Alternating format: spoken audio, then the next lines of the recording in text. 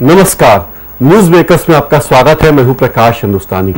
आज इस कार्यक्रम में हमारे खास मेहमान हैं जाने माने सर्वोदय कार्यकर्ता, जनहित मुद्दों से जुड़े हुए सक्रिय नागरिक और सर्वोदय प्रेस सर्विस के संपादक चिन्मय मिश्रा जी। आपका स्वागत है हमारे स्टूडियो में। आजकल जल सत्याग्रह का बड़ा चलन है, पूरे देश भर में जल सत्याग्रह हो रहे हैं, कुडनकुलम से लेकर हरदा तक और ओंकारेश्वर महेश्वर से लेकर अन्य जगहों पर। आखिर हर जगह जहां भी बांध बन रहे हैं, बिजली घर बन रहे हैं, इतना असंतोष क्यों है? ये वास्तव में बहुत चिंता का विषय है कि विकास की जितनी भी परियोजनाएं हैं उनमें सबसे ज्यादा अगर कहीं असंतोष है तो वो विद्युत परियोजनाओं को लेकर के है। आप दूर उत्तर में चले जाएं तो उत्तराखंड आपके पास है, बिल्कुल नीचे आए दक्षिण कुडनकुलम आपके सामने है, पूर्व में आप जाते हैं तो अरुणाचल और आसाम है, पश्चिम में आप नीचे आते हैं तो जैतापुरा है, मध्य भारत में आप आते हैं तो ओंकारेश्वर महेश्वर और इंदिरा सागर, ये तीनों बांध। और ऐसे पूरे देश भर में ये लहर एक तरीके की इन जो विद्युत परियोजनाएं हैं इनके खिलाफ लगातार चल रही है। और जो हमारे नीति निर्माता हैं उनको सोचना चाहिए कि अंततः इसके पीछे क्या वजह है। क्या हर जगह आप सिर्फ ये लफ्ज इस्तेमाल करके कि ये विकास विरोधी हैं इस असंतोष को रोक सकते हैं? ऐसा कहा जाता है कि जो लोग विकास का विरोध कर रहे हैं वो बाहर से आए हैं। आलोक अग्रवाल यहाँ के नहीं हैं, मेधा पाटकर यहाँ के नहीं हैं, और भी लोग यहाँ के नहीं हैं, ये कहा जाता है।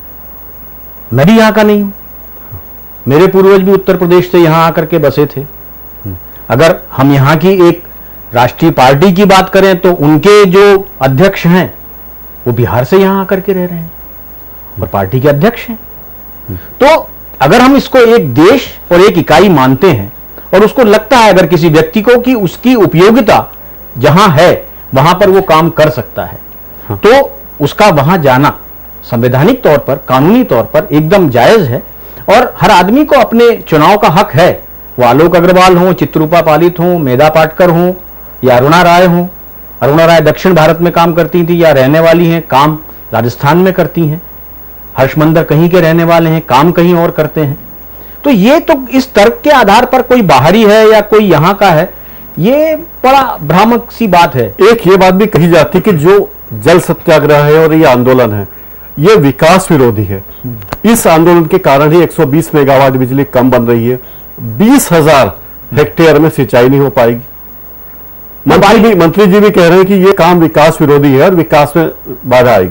बिल्कुल वो कह रहे हैं, पर मैं एक छोटी सी बात की तरफ आपका ध्यान आकृष्ट करना चाहता हूं कि ये जो दोनों बांध हैं ओंकारेश्वर इंदिरा सागर, इन दोनों बांधों के मुख्य कार्यकारी निदेशक जो हैं एनएसडीसी के केएम सिंह जी, उनका ये साफ कहना है कि हमारी जो सारी इकाइयां हैं वो तभी संचालित हो सकती हैं कि जब हमारे पास मांग हो।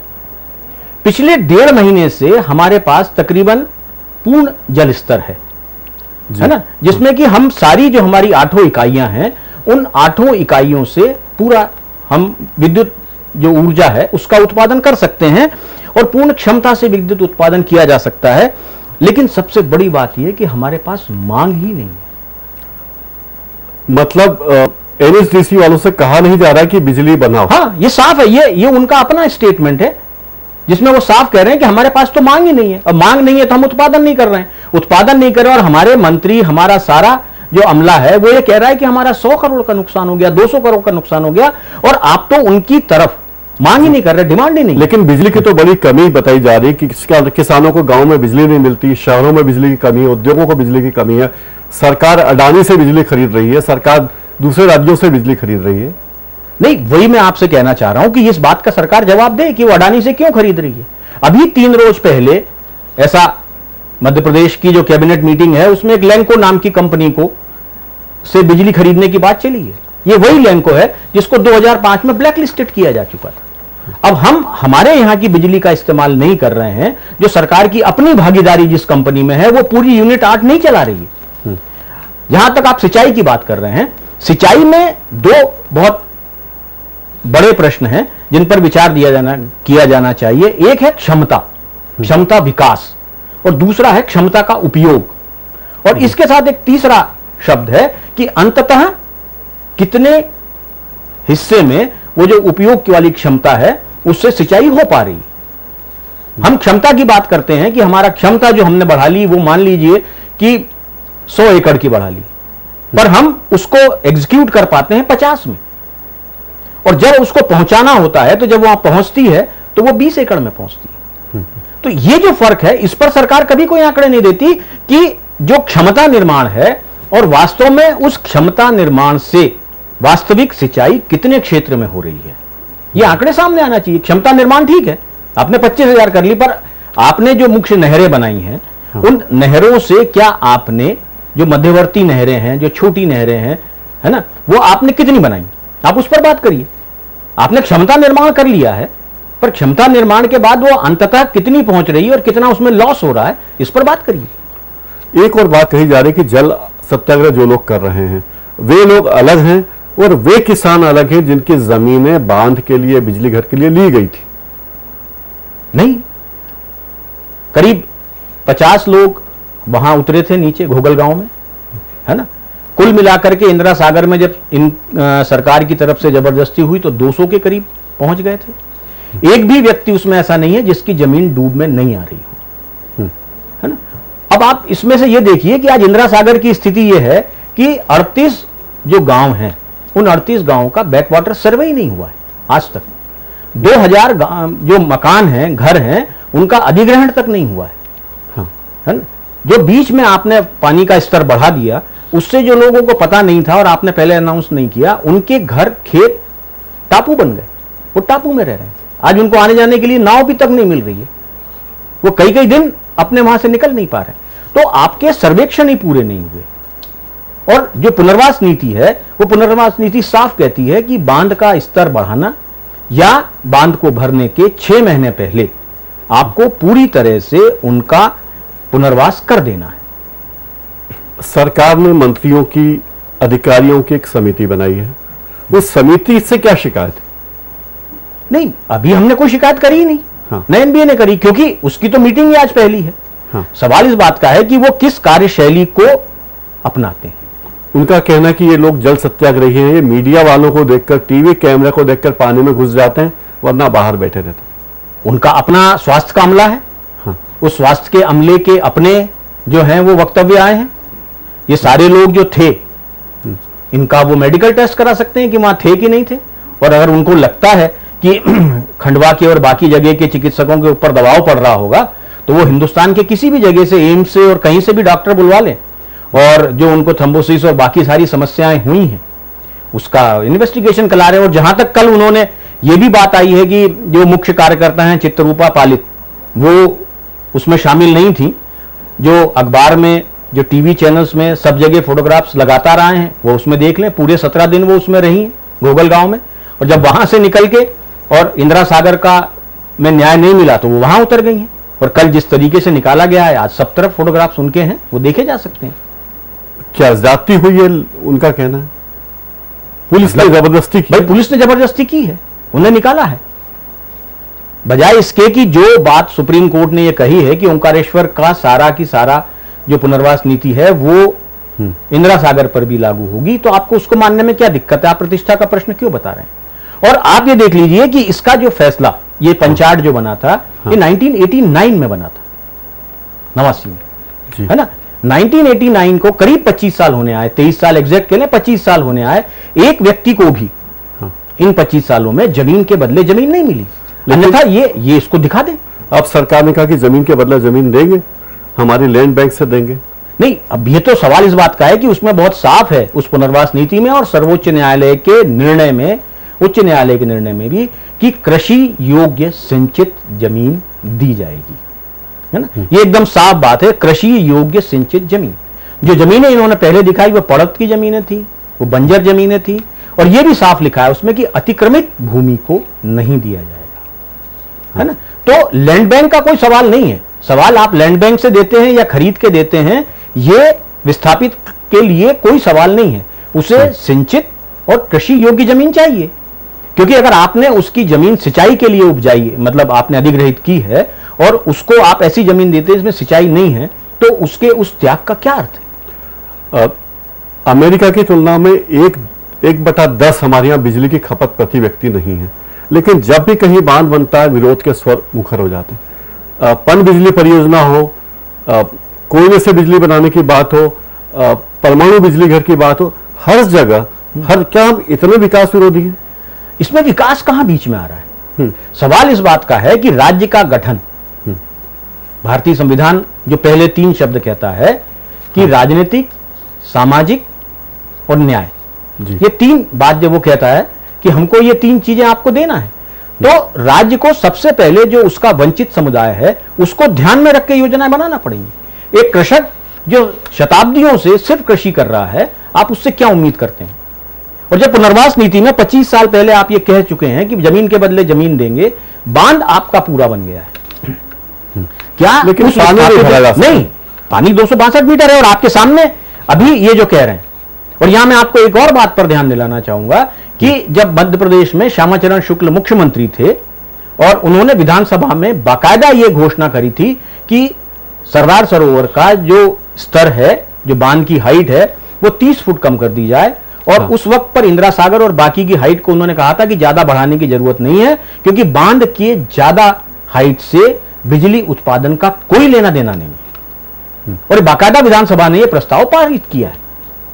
तो चूंकि हम एक सरकार से डील करते हैं, हम जिस व्यवस्था में रह रहे हैं उसमें व्यक्ति महत्वपूर्ण नहीं है, एक शासकीय निर्णय है। 1989 में पंचायत का एक निर्णय है जो आज तक लागू है, भले ही किसी पार्टी की सरकार आए या ना आए, दूसरे की आए।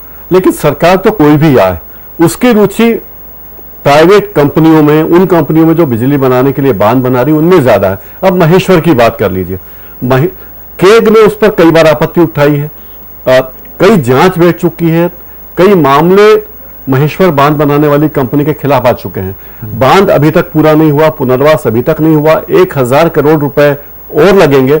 जो बांध 365-400 करोड़ में बनना था उसको 3000 करोड़ लग चुके हैं, लेकिन अभी तक पुनर्वास नहीं हुआ। वो सारी सरकारें उस कंपनी के हित में क्यों सोचती है?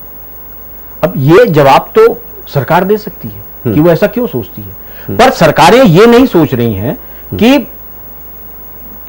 एस कुमार के अपने प्रबंधकों ने सेंट्रल वाटर रेगुलेटरी अथॉरिटी के सामने ऑन रिकॉर्ड ये कहा है कि करीब उनकी जो बिजली है वो 10 रुपए प्रति यूनिट पड़ेगी। अगर तो सरकार को वो बिजली लेनी पड़ेगी, बाध्य है, सरकार का 30 साल का बाद है। हाँ। सरकार बाध्य है। इस हिसाब से अगर जो है आज के हिसाब से मोटा मोटा अनुमान अगर लगाएं तो करीब 900 करोड़ रुपए प्रति वर्ष का मध्य प्रदेश का नुकसान होगा। 30 साल में यह नुकसान 27,000 करोड़ रुपए है। इस पर कोई बात नहीं हो रही। और अभी 2 रोज पहले जो है महेश्वर बांध वाले ये कह रहे हैं कि हम 2013 में जो है वो पुनर्वास कर पाएंगे। तो वो बांध भरने की बात कैसे कर रहे हैं, जबकि वो उनकी नीति, पुनर्वास नीति, ये साफ कहती है कि आपको बांध का ऊंचाई पर जल स्तर बढ़ाने से 6 महीने पहले पुनर्वास कर देना है। यानी उस कंपनी की पूरी रुचि इस बात में कि कब बांध पूरा बन जाए, बिजली पैदा होने लगे, पुनर्वास में कोई रुचि नहीं है। ये कहना चाहते हैं। बिल्कुल सीधी सी बात है इसमें, क्योंकि पुनर्वास का पैसा उस कंपनी को देना है।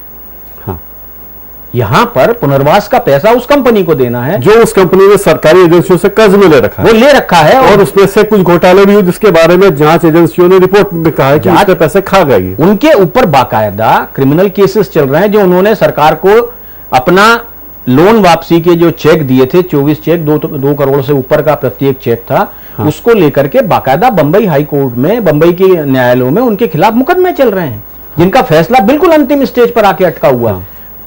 तो उसके बावजूद उस कंपनी का, जिसके चेक प्रदेश सरकार को दिए हुए चेक अगर जो है वो डिसऑनर हो रहे हो, उसके बाद उसके पक्ष में बात करने का क्या अर्थ है? ठीक वैसे इंदिरा सागर में कि अगर धाराजी में 100 लोग मरे हैं और उसके बाद आज तक अगर उसकी इंक्वायरी पूरी नहीं हो पा रही है, तो उसके बाद उस पक्षधरता का क्या मतलब? आप इतने साल से इस क्षेत्र में सक्रिय हैं, कार्यकर्ता के रूप में कार्य कर रहे हैं, नेता के रूप में कार्य कर रहे हैं, इसका भविष्य क्या होगा, अंजाम क्या होगा इसका? देखिए, भविष्य तो हम ये हमेशा से मानते आए हैं कि अंततः हम एक लोकतांत्रिक व्यवस्था में रह रहे हैं और ये एक लंबी प्रक्रिया है। आज हमको इस बात का नर्मदा बचाओ आंदोलन पर गर्व होना चाहिए कि 28 साल तक लगातार संघर्ष के बाद एक भी हिंसा की वारदात नहीं हुई है। और जल सत्याग्रह की जीत अपने आप में दिखाती है कि ये एक लंबा संघर्ष है, जिसके को लेकर के पूरी दुनिया में एक किस्म का जो है दुष्प्रचार जारी है। पर अंतिम आदमी की बात कौन करेगा? जो अंतिम आदमी की बात करेगा और जिनके हाथ में सारी चीजें हैं, उनके बीच में लगातार एक अंतर्विरोध तो बना रहेगा, और वो अंतर्विरोध को खत्म करना इतना आसान नहीं है। ये सरकारें बदलती है तो आपके आंदोलन को सपोर्ट करने वाली सरकारें होती है कुछ, या सब सरकारें एक जैसी? देखिए, सरकारों का तो अपना चरित्र है जी, है ना। एस कुमार को लेकर के वर्तमान मुख्यमंत्री की भी चिट्ठी गई और पूर्व मुख्यमंत्री की भी गई। अब इसको आप क्या कहेंगे? सवाल इस बात का है कि लोकतंत्र में जब तक जनता की भागीदारी सीधी नहीं बढ़ाई जाएगी, हाँ, तब तक ये समस्याएं बनी रहेंगी। और पिछले कुछ सालों में जिस तरीके से पैसा और तमाम सारी चीजें आ रही हैं और एक सारी की सारी जो आम आदमी की आकांक्षा है वो हाशिए पर जा रही हैं, उसमें स्थिति बड़ी दयनीय होती जा रही है। सरकार तो कह रही कि हम यहाँ रोजगार देना चाहते हैं, बड़ी बड़ी कंपनी को बुला रहे हैं, उनको धोख दे रहे हैं, उनके उद्योगपतियों से मिलने सरकार जा रही है। ऐसे में ये आंदोलन करने वाले लोग मध्य प्रदेश की छवि को खराब कर रहे हैं, मध्य प्रदेश को बदनाम कर रहे हैं। दो बातें हैं हाँ, इसमें। आप देख लीजिए कि मध्य प्रदेश की छवि बना कौन रहा है इस वक्त। और पिछले साल जिस मात्रा में अन्न का उत्पादन हुआ पूरे देश में, और पर हेक्टेयर जो पैदावार है वो आज पंजाब से अगर मध्य प्रदेश के किसान ने ज्यादा कर ली है, तो क्या किसान मध्य प्रदेश का नाम नीचे कर रहा है? और अगर आज वो अपनी जमीन के बदले जमीन की लड़ाई कर रहा है, तो क्या प्रदेश का नाम नीचे करने के लिए कर रहा है? मध्य प्रदेश का नाम अगर पूरे देश में इतने सालों में हुआ तो किसी औद्योगिक उत्पादन की वजह से नहीं हुआ पिछले 3 साल में। और यही मध्य प्रदेश की सरकार तो उनको बोरे तक नहीं प्रोवाइड कर पा रही है, उपलब्ध करवा पा रही है। और वो किसान क्या कभी किसी का नाम नीचे गिराएगा? इस दुनिया में ये आप माने या ना माने, या लोग माने या ना माने, उत्पादन करने वाला तो किसान ही है, बाकी तो सब सहायक है। उत्पादन तो वही करता है, बाकी सब सहायक हैं, और बदले में आपसे कुछ नहीं लेता था। पर आपने अपनी सत्ता चलाने के लिए जिस तरीके से बीजों को लेकर के बाकी सब चीजें होके उसको पराश्रित किया, और अंततः आप यही चाहते हैं कि एक अपने तरीके से जीने वाला जो पूरा समुदाय है वो पराश्रित हो जाए। वो जिस जमीनों पर खेती करता है उन जमीनों पर बनने वाली फैक्ट्रियों में वो मजदूर बन जाए, उसके बाहर वो चौकीदारी करे। इसको क्या विकास कहेंगे? एक और बात कही जाती है बिजली को लेकर कि हम बिजली का समुचित उपयोग नहीं कर रहे हैं, जो हमें करना चाहिए हम उसका दुरुपयोग या अनुपयोग ज्यादा कर रहे हैं, ऐसा है? ये तो आप अगर अपने स्टूडियो से निकलेंगे हम और बाहर तक जाएंगे और हम देखेंगे कि 40 से 45 डिग्री टेम्परेचर जिस शहर में रहता हो, वहाँ की सारे भवनों के बाहर का जो कलेवर है, जो आवरण है, जो सजावट है, वो अगर कांच में बदल गई है, हाँ, तो अंततः वो जो है वो बिजली को अंदर भेजेगी, वो गर्मी को अंदर भेजेगी लगातार, हाँ, और आपको ज्यादा बिजली की जरूरत पड़ेगी। और ऐसा हर जगह है। हम जिस तेजी से एयर कंडीशनिंग को अडॉप्ट कर रहे हैं, आज इंदौर और भोपाल को लेकर के तो बहुत साफ है कि पूरा बिजली का कंजम्पशन पूरे मध्य प्रदेश के बराबर हो गया इन 2 शहरों का, सिर्फ एयर कंडीशनिंग की वजह से। और हम अपने भवन निर्माण तक को ठीक नहीं करना चाहते, उसके बारे में हम कोई डायरेक्टिव्स नहीं देना चाहते। हम ये नहीं देखते कि मांडू कैसे के जो पुराने भवन हैं वो कैसे थे, उनमें क्या स्थिति थी, है ना, कि अगर उस धुर गर्मी में खजुराहो में लोग कैसे रहते थे, ओरछा में कैसे रहते थे, हमारे गांवों में वो मिट्टी के मकानों में लोग कैसे रहते थे। हम उस किसी तरफ काम नहीं करना चाहते। हम ऊर्जा संरक्षण पर बिल्कुल काम नहीं करना चाहते। हम शहरों के बीच से सारे पेड़ काट करके अब डांबर की जगह कंक्रीट की सड़कें बना रहे हैं, जिसकी वजह से हमारे मकान, हमारा पूरा वातावरण जो है वो पहले से ज्यादा गर्म हो रहा है और हम ज्यादा बिजली इस्तेमाल कर रहे हैं। चिन्मय जी, आप हमारे स्टूडियो आए, आपने हमें बताया कि हेंको जैसी बदनाम कंपनी के साथ किस तरह सरकार गलबैयां कर रही है, किस तरह ये सरकार एस कुमार को महेश्वर बांध के लिए सपोर्ट कर रही है और गलत कामों को प्रेशर दे रही है। लेकिन यही सरकार हमारे पुलिस कर्मियों को कहती है कि सिंघम बन जाओ, साइकिल चोरों को पकड़ लो, चेन चुराने वालों को पकड़ लो। लेकिन जो लोग पूरे प्रदेश की सत्ता पर डाका डाल रहे हैं, पूरे प्रदेश की जनता की संपत्ति लूट रहे हैं, उनके लिए हम बड़े उदार बने हुए हैं। आप हमारे स्टूडियो आए, आपने बड़ी अच्छी अच्छी बातें हमें बताई, आपका बहुत बहुत धन्यवाद। धन्यवाद। न्यूज मेकर्स में फिलहाल इतना ही।